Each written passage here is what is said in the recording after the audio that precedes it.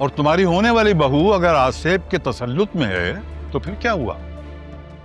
जरा सी कोशिश से आसेफ को रफा दफा किया जा सकता है। अब इतनी सी बात पे मंगनी तो नहीं तोड़ी जा सकती ना। लेकिन ये आसेफ कब रफा होगा ताया जी? इसमें तो सालों भी लग सकते हैं। अब क्या इस आसेफ के चक्कर में मैं अपना घर भी ना बसाऊं? इसमें मेरा क्या कसूर है?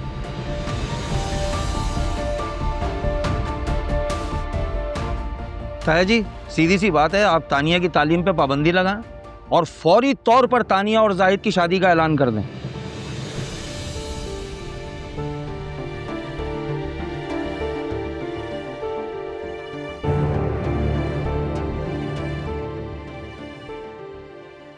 ठीक है, मुझे अपनी तालीम के खिलाफ भी आपका हर फैसला मंजूर होगा,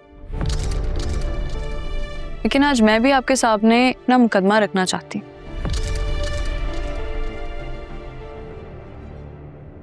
साहिद से शादी नहीं करना चाहती मैं, आखिर मैं भी इंसान।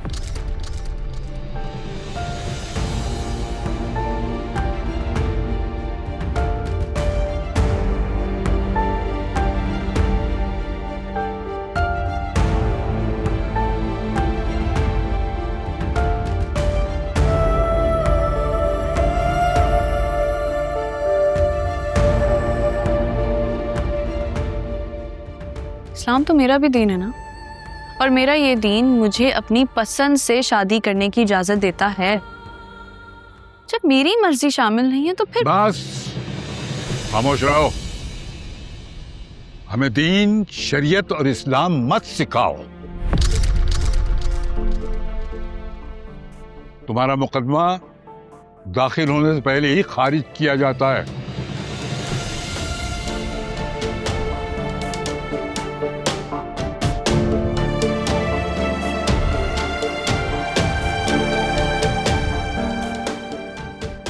और तुम्हें इतनी तमीज और तहजीब नहीं है कि बड़ों से बात कैसे करते हैं, और हमें दीन सिखा रही हो।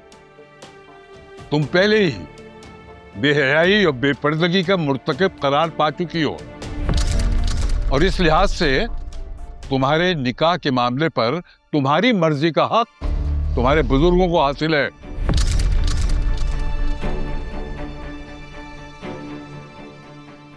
क्योंकि तुम्हारा दीन तुम्हारी हवस परस्ती के लिए तुम्हारी मर्जी से निकाह करने की इजाजत नहीं देता। मैं हवस परस्त हूँ? इस बात का फैसला आप किस बुनियाद पे कर रहे हैं? मैंने कहा खामोश रहो लड़की।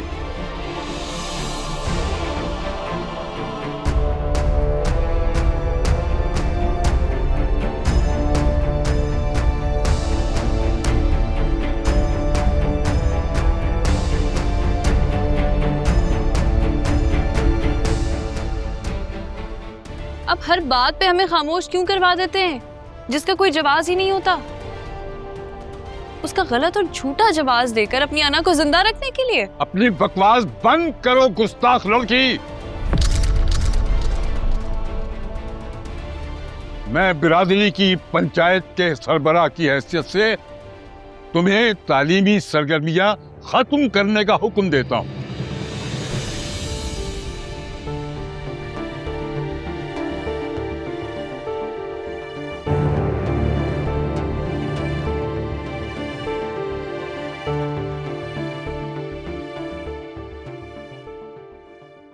और यह भी हुक्म देता हूं कि तुम्हारी और राशिद के लड़के की शादी इसी इतवार को होगी।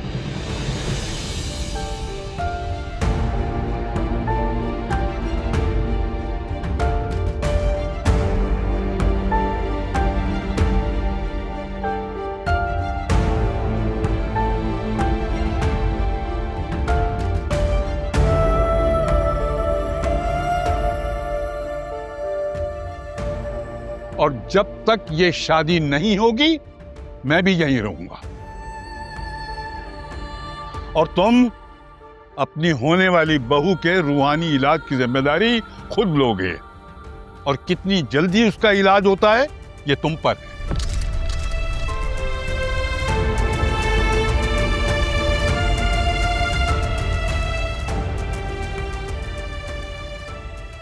ये तुम्हारी ही बहू बनेगी, आसेफ के साथ भी और आसेफ के बगैर भी।